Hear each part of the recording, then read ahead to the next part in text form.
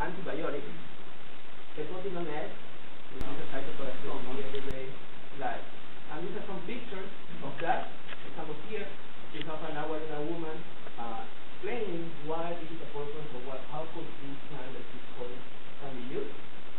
This is Joaquin Alban, actually. She's ethnobotanist. She goes to that place in the rainforest, collects certain amount of plants, and take it back to the lab where we start our work. These are a couple of pictures of the local communities living in the Peruvian rainforest. 7 fractions. Out of them, the bioactivity was retained in these 3 last fractions. So, I continue doing the fractionation, and in here you can see how difficult sometimes is to separate one spot. Each spot will be a different compound. And, well, this is a reverse phase PLC, this is a normal phase PLC. And from these fractions, we were able to isolate the glyoxylin A, and that was the main cytotoxic compound present in this plant. Glyoxylin A shows certain selectivity against prostate cancer and colon cancer. But our research didn't stop right there, because glyoxylin A was tested by Dr. Bay at the Brown Cancer Center downtown, and she investigated what is the mechanism of activity of this compound, and she discovered that glyoxylin A initially significantly increases the percentage of cells filled with NK, so it arrests cells in okay. And there are few compounds that work in this way. One of them is Taxol and Leupotamine series. So she's continuing this research, and that's another example of how does it work. No, a plant comes from the rainforest. Now it's being screened for a mechanism of action that may be similar to Taxol.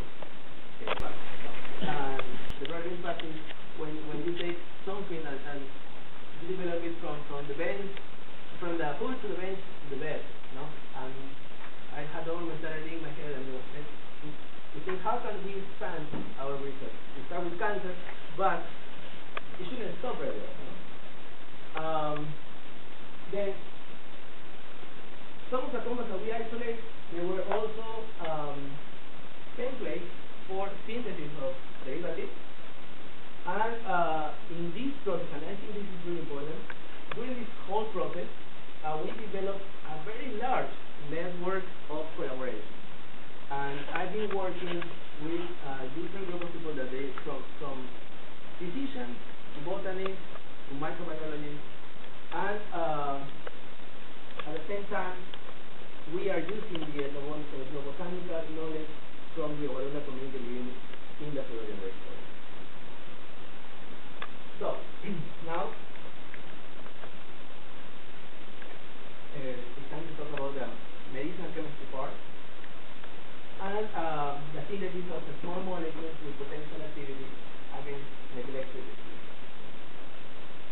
But before going into that, I want to go a little bit back to the multi-pronged approach. So, a multi-pronged approach is to find a solution using different methodologies, right? So, this is me, this is Jose, and this is Jose working with people that do anti-cancer research. Dr. Weisberg in Lima, Peru, Dr. Bay in the University of Peru, Medical School. This is me working with 2 different people doing research on anti-tuberculosis and anti-trypanosoma parasites. Trypanosoma parasites. Dr. Gilman, he has an appointment, professor appointment in Johns Hopkins University, but at the same time he set up a laboratory in Lima, Peru. And every time I go to Peru, I visit his lab, hang out with people in his lab, and that's how the collaboration is, right? And Dr. Traverton is working at Georgia University. So people target Iván McCarthy, but well, Dr. Tarek will help us doing that in UOA. I also work with people that do anti-tuberculosis surveys and UIC. So, Dr. Pauli is being really great to that.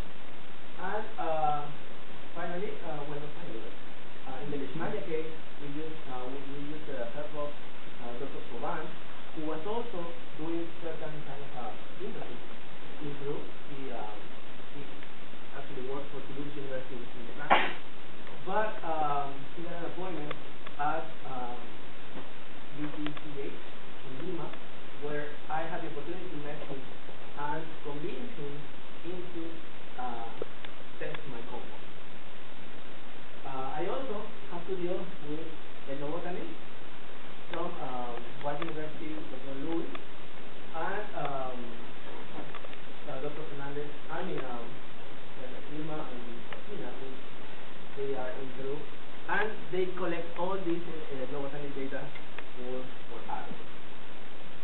But most importantly, I have to deal with Dr. Hammer, and that he is the one that has to allow me to interact with all of them and put pressure on them and be in a certain way a negotiator and organizer of this whole job. And as he was saying, while he worked at NSF for around 2 years, I had to deal with all these people by myself, and I had to gain all their trust by doing a good job, a very organized, and how could these people trust in a graduate student that they've never heard about and they probably never know? But we were really lucky in a way that all this collaboration worked. And I thank him for all the things that he taught me and I could not learn. For the things that he taught me and that I could not take them from books, and those are very, very important. Because I can take a book and learn about aldo reaction or natural products, but I cannot take a book and read about how you manage to, create a student and develop all this chemistry. And that's something that we was really good at. I want to thank my committee members, Dr. Grapperhaus, Müller, and Dr. Pedro Miranda for coming from Mexico. I'm really happy that you make it. My group members, the Hammond, Shuo, Moshu, Dr. Moshu, I think his help is invaluable for me. Dr. Latin, Weibo, Sean, Latin, we never see Dr. Latin. Dundee, Lipika, and Manis, former members, Dr. Ari, Satoru Arluki, and Begonia from Spain. Some others Dr. Han, John, Alice, and Steve. Funding from DOD grant to pay me for 2 semesters of grad school, so to be an RA. And I also got the award for from the graduate school of the university.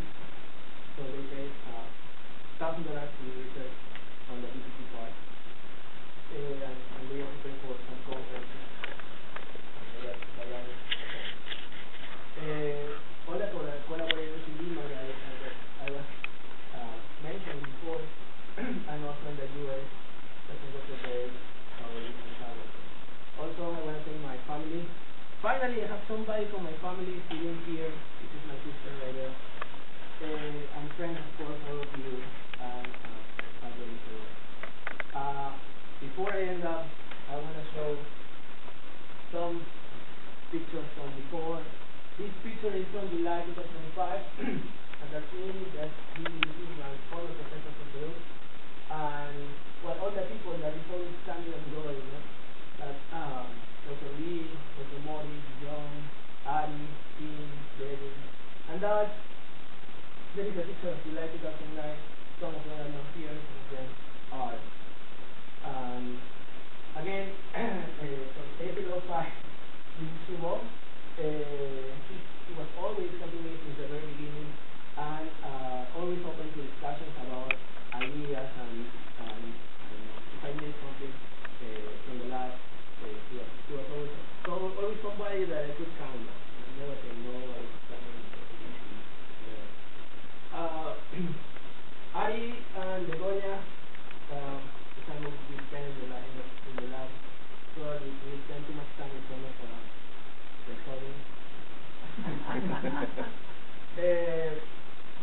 every Thanksgiving, for the last 5 years, I've been attending the Hammond Musica Thanksgiving party, and that's me and his wife.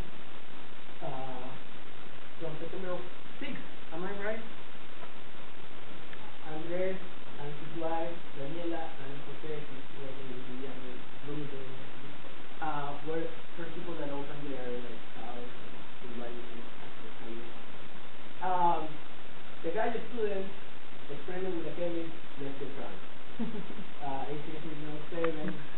Being a PA has been a very, very important part in my career because, I mean, you can spend a lot of time in the lab, but if you don't develop your personal relations or something, wouldn't be the same. No? It's not only things, but you have to know how to act as a student. And being a PA helps you. It's up to you with all these guys that don't know anything. You have to do everything for them. This is some of the people that work in Peru, Dr. Saban, Wajiri, the Institute, and Dr. Weiser. They do cancer, leishmania, and leishmania.